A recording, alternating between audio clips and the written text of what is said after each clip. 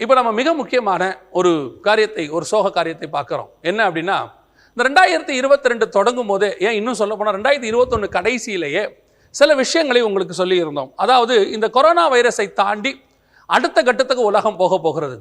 அதில் நம்ம சந்திக்க போகிற மிக முக்கியமான கடைசி கால அடையாளம் என்ன அப்படின்னா பஞ்சங்கள் அப்படின்னு பார்த்தோம். இப்போ பஞ்சத்தினுடைய உச்சத்துக்கு உலகம் போய்கொண்டிருக்கிறது, டிராவல் பண்ணுது. அந்த டிராவல் ஆரம்பிச்சிருச்சு அப்படிங்கிறத ஏற்கனவே சொல்லியிருந்தோம். அதாவது மடகாஸ்கர் பகுதியில் ஏற்பட்ட பஞ்சம், அதுக்கடுத்து கென்யாவில் ஏற்பட்டதான மிருகங்கள் மரித்து போனதான அந்த பஞ்சத்தினுடைய நிமித்தம், இதெல்லாம் நம்ம பார்த்துக்கிட்டே இருந்தோம். அடுத்து நம்ம போன நேற்று வரையில் ஸ்ரீலங்காவில் ஏற்பட்ட பஞ்சத்தை பற்றி சொன்னோம். ஸ்ரீலங்காவில் இன்னும் நம்ம ஜெபிக்க வேண்டிய காரியங்கள் இருக்கிறது, கேட்க முடியாத சம்பவங்கள் எல்லாம் அங்கே நடைபெற்று கொண்டு இருக்கிறது. அதையும் தாண்டி இப்போ நீங்கள் பார்த்தீங்கன்னா ஒரு கொடுமையான சம்பவம் ஆப்கானிஸ்தானில் நடக்குது.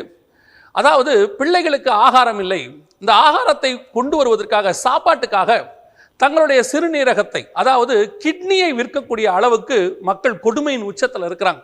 தங்களுடைய கிட்னியை விற்று தான் சாப்பிடணும்னு. கொஞ்சம் யோசித்து பாருங்க, இன்னைக்கு நாம சாப்பிட்டு கிட்னியை பலப்படுத்துகிற காலம் போய் கிட்னியை விற்று சாப்பிட்ற இடத்துக்கு உலகம் வந்திருக்கு.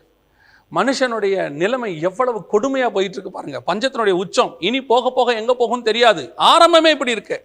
ஒரு சின்ன பஞ்சமாக இருந்து அது உச்சத்துக்கு இப்படி வருதுன்னா அது வேற. ஆரம்பிக்கும் போதே பஞ்சத்தினுடைய ஆரம்பம் எப்படி இருக்குன்னு கேட்டிங்கன்னா, தங்களுடைய உடல் உறுப்புகளை விற்று சாப்பிடக்கூடிய அளவுக்கு ஜனங்கள் வர தொடங்கிட்டாங்க. 1991 ஃபெரஸ்டோரிக்கா அப்படின்னு சொல்லக்கூடிய ஒரு சட்டத்தால் ரஷ்யா துண்டு துண்டா போனுச்சு.